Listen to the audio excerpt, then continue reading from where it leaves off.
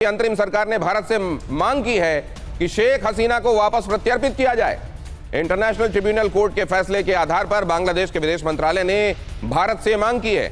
आज बांग्लादेश के international tribunal court ने शेख हसीना को 5 मामलों में दोषी ठहराते हुए सजाए मौत दी है। और ये बहल सर एक तरीके से भारत को ये पसोपेश में डालने वाला ये कदम एक तरीके से बांग्लादेश ने उठाया है।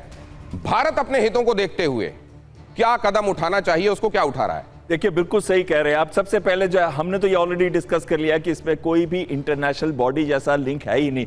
अगर कोई भी लेकिन मजे की बात, या आयरनी, ये खुद शेख हसीना ने ही ये कोर्ट बनाई थी। बिल्कुल 2010 में बनाई थी और वॉर क्राइम्स के लिए बनाई गई थी ये कोर्ट। लेकिन उसको अब एक्सपैंड करके इनके ऊपर अप्लाई किया जा रहा है। और दूसरी चीज आती है कि इंटरनेशनल क्रिमिनल कोर्ट जिसके 125 मेंबर है, जो कि हेग में, मैं सितंबर में वहां गया था, तो वो वाले जो मेंबर्स है उन्हीं के ऊपर इंटरनेशनल क्रिमिनल कोर्ट का डिसीजन लागू होता है और उसका कोई भी लिंक इस इंटरनेशनल क्राइम ट्रिब्यूनल के साथ नहीं है। तो इंटरनेशनल क्रिमिनल कोर्ट से कोई लिंक नहीं है, इसलिए भारत के ऊपर कोई प्रेशर नहीं है। हाँ, भारत को जरूर एहतियात के तरीके पे इस पे प्रश्न उठाने चाहिए कि इंटरनेशनल क्राइम ट्रिब्यूनल ने जो किया है, क्या वो सही है, क्या वो फेयर था, क्या उसके अंदर जितने भी एविडेंस देखे गए, आईजीपी जो वहां की आईजी है पुलिस के, उसने एकदम टर्न अराउंड कैसे कर लिया, और उसी के बेसिस पे और कुछ स्टेटमेंट्स के बेसिस पे इनको सजाए मौत क्या दी जा सकती है।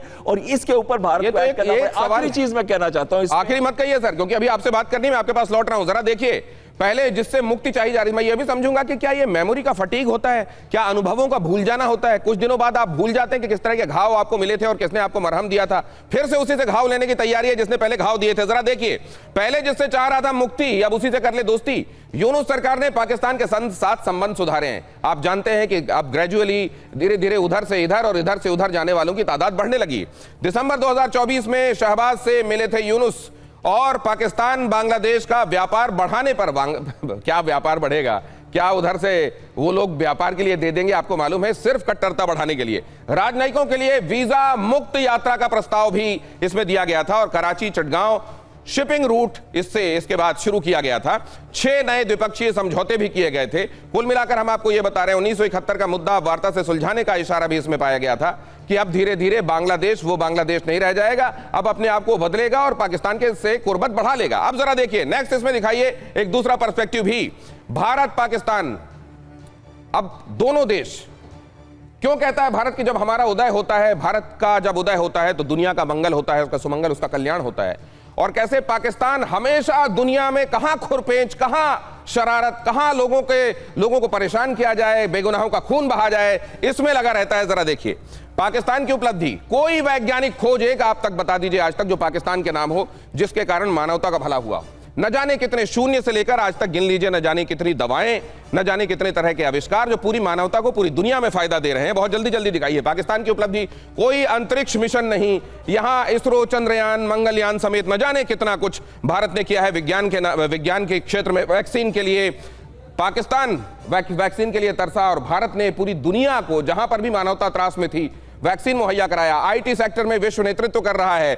यहां साइबर ठगी, ब्लैक लिस्टेड लोग, ये सब आपको पाकिस्तान में मिल जाएंगे।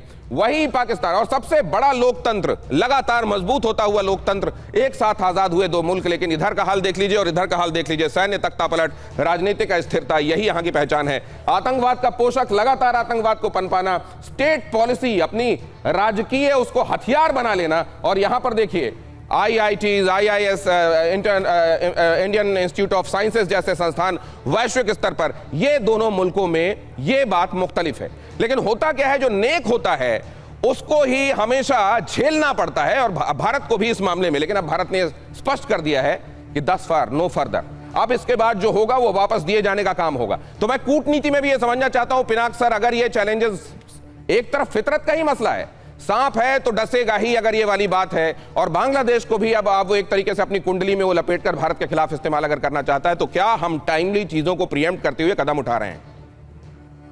देखिए, इसमें बड़ी एक मतलब उलझन ये है कि आप पॉलिटिकल डेवलपमेंट्स जो किसी देश में होता है उसको हम इंटरनल डेवलपमेंट्स मांगते हैं, इसलिए उसमें भारत कभी हस्तक्षेप नहीं करता है, उसमें इंटरवेंशन नहीं करना चाहता है। पर जब कुछ इस तरह के मतलब जो जैसे पाकिस्तान में देख लीजिए अब क्या हो रहा है, कॉन्स्टिट्यूशनल अमेंडमेंट हो गया और सत्ता और भी उनके हाथ में चला गया, आर्मी के हाथ, और यहाँ पे हो गया, नेपाल में हो गया, श्रीलंका में हो गया, मालदीव्स में भी एक एंटी इंडियन मूव हुआ था, पर हमने वो सब संभाल लिया है। जी, मुझे विश्वास है पूरा कि हम ये भी संभाल लेंगे। ये जब भी उनको पता चल जाएगा कि भारत के साथ अच्छे रिश्ते में उनको फायदा है। एक चीज और मैं दिखाना चाहता हूं अपने जाति दर्शकों को एक- कि अगर यह समझा जा रहा है कि कट्टरता मजहब की वजह से आती है, तो ऐसा है नहीं। कट्टरता मजहबी नहीं है, राजनीतिक टूल है, स्वार्थ की दुकान है ये। सऊदी अरब और पाकिस्तान में ही देख लीजिए अंतर क्या है। बहुत जल्दी से देखिए, सऊदी अरब शांति और तरक्की, यहां कहीं आतंकवाद आपको नजर नहीं आता है। पाकिस्तान देख लीजिए, दीन के नाम पर कट्टरता फैलाता है और कहता है यही कट्टरता ही हमारा दीन है। क्या दीन को कट्टरता का भ्रम सामने रखकर फैलाना, और इसी की जद में क्या बांग्लादेश आता जा रहा है? मजरुल साहब, हम प्रार्थना करते हैं कि आपका देश इससे बच जाए। Thank you for the prayer. तो कट्टरता की आड़ में जो भी आना चाहता था इससे पहले, आपने देखा होगा कि 2005 पे 64